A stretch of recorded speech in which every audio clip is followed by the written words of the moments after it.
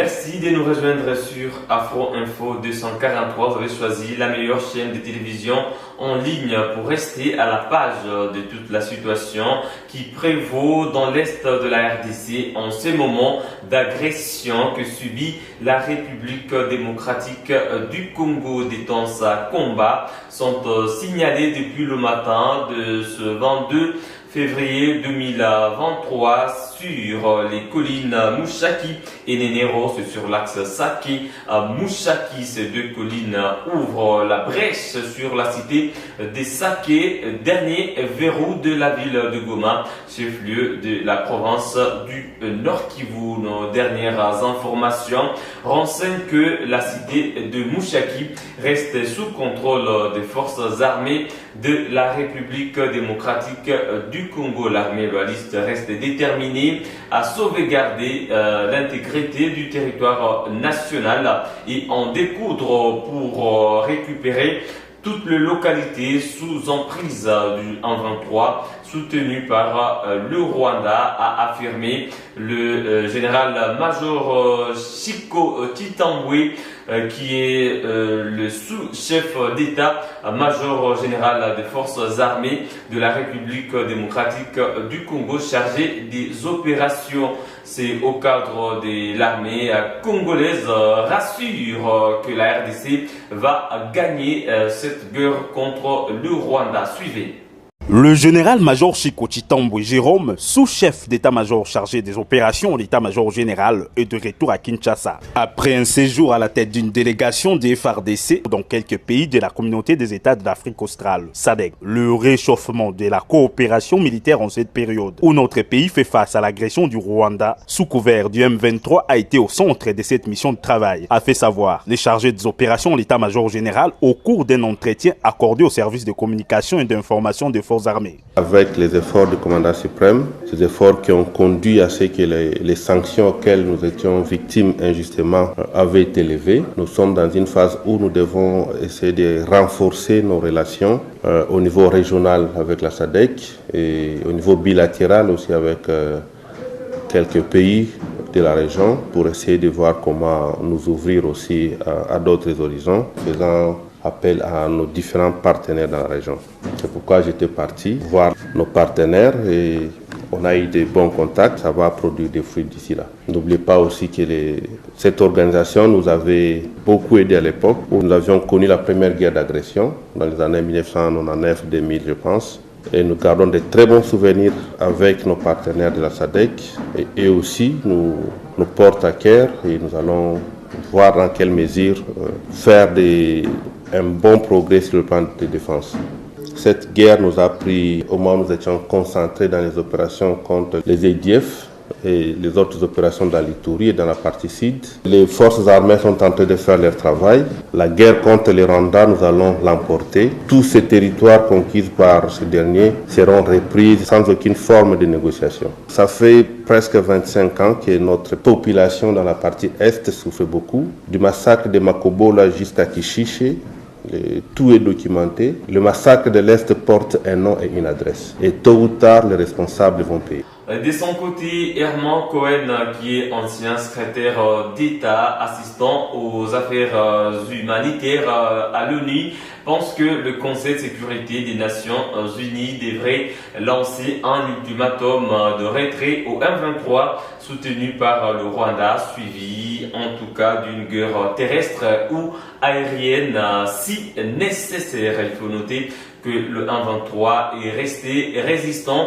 face à toutes les démarches diplomatiques en vue de trouver une voie de sortie, que ce soit les recommandations de Nairobi, la feuille de route de Luanda, le communiqué final d'Addis Abeba ou encore le communiqué de Bujumbura. Le 1-23 n'a pas cessé les hostilités et des attaques contre des positions des forces armées de la RDC ou encore des exactions contre des civils en territoire de Rutshuru, tout comme en territoire de Massissi, qui est aujourd'hui devenue la zone ciblée par les hostilités du M23. Qu'est-ce qui a été dit à Addis Abeba? En tout cas, c'est le retrait du M23 qui a été demandé, un retrait dirigé, nous l'avons encore dit dans une autre production, mais aussi un retour des réfugiés, un retour également qui sera dirigé, mais le M23 n'a pas respecté jusque-là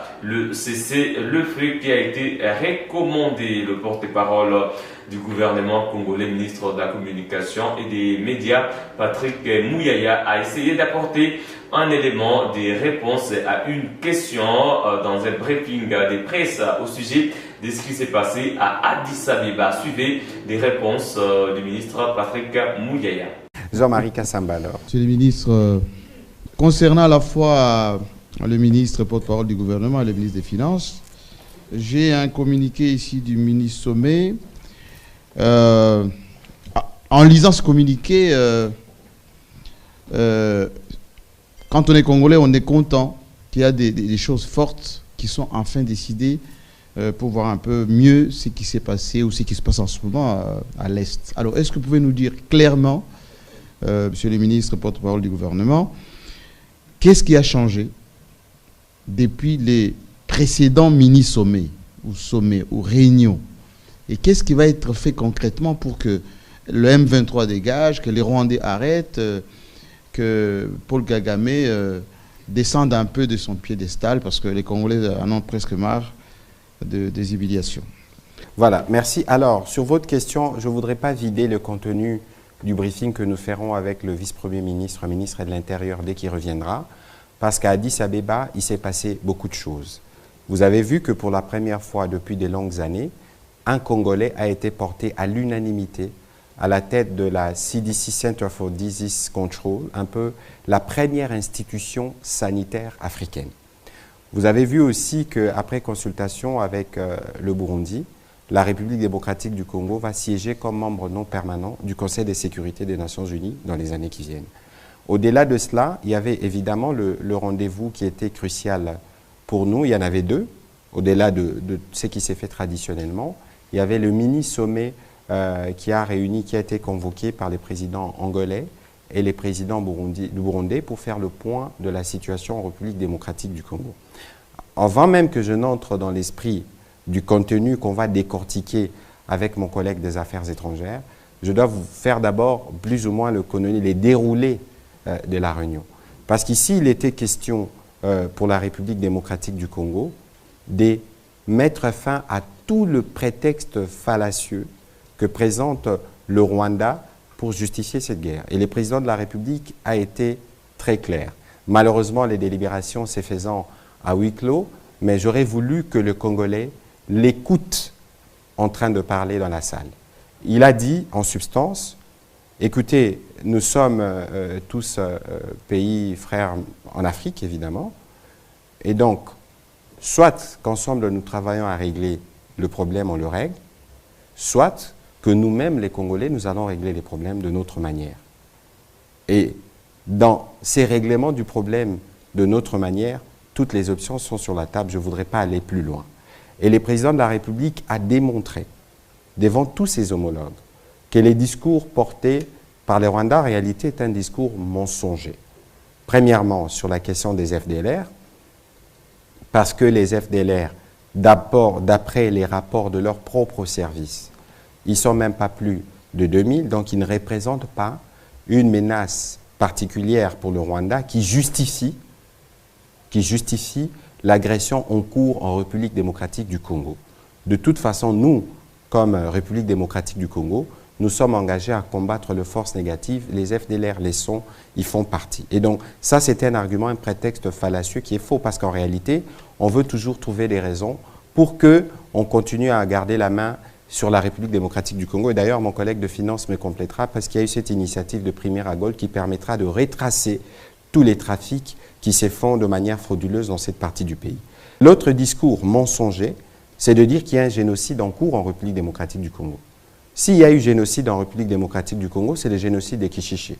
Et d'ailleurs, de ces points de vue, nous vous parlons régulièrement du front judiciaire. Le moment venu, nous vous donnerons des éléments parce qu'il est question pour les Congolais qui ont été touchés de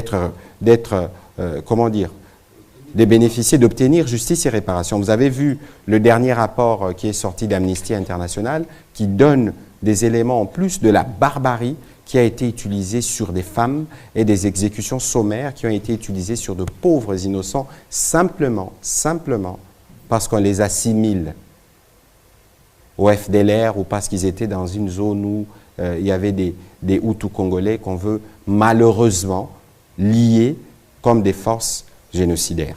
Et donc là, il y a un élément important sur lequel le président a apporté des réponses claires. Et puis il y a cette fameuse question des réfugiés, parce que vous suivez souvent le président rwandais parler des réfugiés congolais au Rwanda, des réfugiés en réalité qui sont devenus ses otages. Le président de la République l'a redit. Nous étions à Luanda en juillet. La feuille de route de Luanda parle du retour de réfugiés. La première condition pour que les réfugiés reviennent dans les parties qu'ils occupaient avant leur départ, c'est la paix. Comment pensez-vous demander à des personnes qui sont réfugiées de revenir chez eux alors que vous y sémez la mort et désolation? Premier élément. Deuxième élément, parce qu'ils insistent dessus.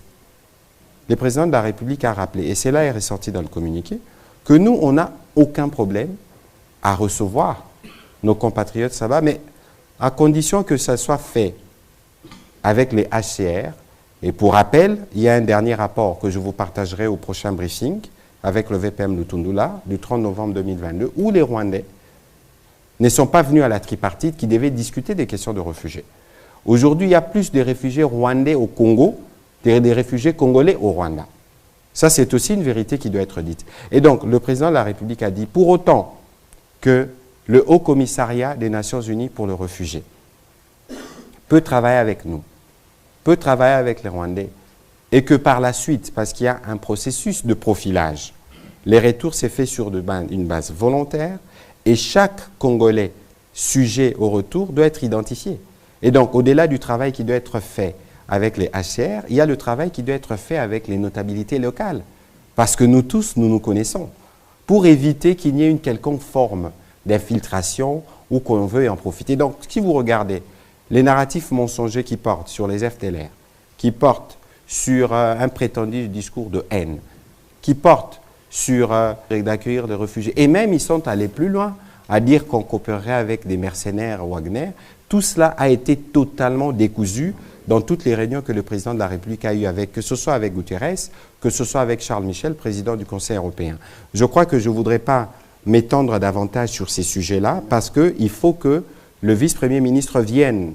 Nous voulons de manière pédagogique avec vous relire tous les contenus du communiqué pour que vous puissiez comprendre que le front diplomatique dont on parle, il est bien porté, que de ces points de vue, nous serons vainqueurs. Faire entendre les voix des populations du Nord Kivu ainsi que du Sud Kivu, c'était l'objectif poursuivi par les représentants des forces vives des deux provinces qui ont tout fait pour arriver à Addis Abeba lors du dernier sommet. Suivez. Nous n'accepterons plus que les membres de l'Union africaine continuent de prendre des décisions à l'égard de la République démocratique du Congo en notre absence. Désormais, nous serons à leur côté, a déclaré John Banyene, président provincial de la société civile du Nord Kivu, qui faisait partie des délégations des forces vives qui ont participé au 36e sommet des chefs d'État de l'Union africaine en Éthiopie. Demander que nous avons droit à la paix, nous sommes citoyens comme tout autre citoyen du monde, c'est un droit pour nous. Nous avons droit à la paix et à la sécurité. Nous voulons que les accords puissent être respectés. La société civile, ce qui vous par contre, pense qu'il n'y a plus à tergiverser. La paix doit retourner dans un bref délai à l'est du pays. Adrien Zawadi. Ils ne peuvent pas continuer à décider sur notre sort sans penser à nous. Donc nous, la société civile, nous avons aussi décidé, avec nos propres moyens, avec nos décisions, nous avons décidé désormais d'aller les rencontrer là où ils se réunissent. Le mouvement Rien sans les femmes, représenté par son point focal au Nord Kivu, à la personne de Maître Nelly Kieya, a une note d'espoir et reste convaincu qu'il est temps de faire la paix une réalité en RDC. Les femmes seront satisfaites les jours où le dialogue inter-rwandais sera organisé. Parce que les femmes continuent à mourir à cause d'un pays qui ne sait pas s'organiser et régler l'affaire de l'FDLR. Nous en subissons, nous, en tant que femmes congolaises et nos frères à côté. Donc, comme nous sommes en train de le crier tout haut, nous demandons plutôt ce dialogue inter-rwandais pour régler le problème une fois pour toutes dans leur pays. La société civile de Rutshuru déplore la tenue de différents sommets des chefs d'État africains et qui ne résolvent pas la situation sécuritaire de la RDC. Ce que nous avons demandé, comme vous venez de dire, c'est la condamnation du Rwanda qui continue à nous menacer. Ce n'est pas normal que nous soyons, en tout cas, comme des esclaves dans notre pays à cause d'un monsieur qui a la boulimie du pouvoir, qui veut s'emparer de nos terres, qui veut récupérer ce qu'il veut ici chez nous. Pour Noëlla Katungwirati de la société civile de Béni, l'aventure des rebelles rwandais du M23 et des terroristes de l'ADF doit cesser. La guerre finisse. L'histoire des ADF, l'histoire des M23, la coalition ADF-M23, nous ne voulons plus voir ça dans notre territoire et dans notre province. Notons que la force vive accorde un bref délai pour la matérialisation des résolutions prises par le chef d'État africain à l'issue du 36e sommet d'Addis Abeba de l'Union africaine. Voilà, mesdames et messieurs, qui met un terme à cette production sur Afro Info 243. Nous allons revenir vers vous dans d'autres productions pour vous faire part de l'évolution de la situation des Mouchaki. Il faut signaler que des déplacements des populations des sacs vers Goma et Minova au Sud Kivu ont été signalés depuis le matin de ce 22 février 2023. Nous allons donc vous en dire plus dans d'autres productions sur Afro Info 243. Pour ne rien manquer, abonnez-vous dès maintenant. Si vous ne l'avez pas encore fait, il suffit tout simplement de cliquer sur s'abonner, activer la cloche des notifications pour rester en alerte de toutes les informations sur la situation sécuritaire dans la province du Nord Kivu en proie à une guerre d'agression. Laissez-nous un j'aime, partagez la vidéo également. On se fixe un nouveau rendez-vous d'actualité. À très bientôt.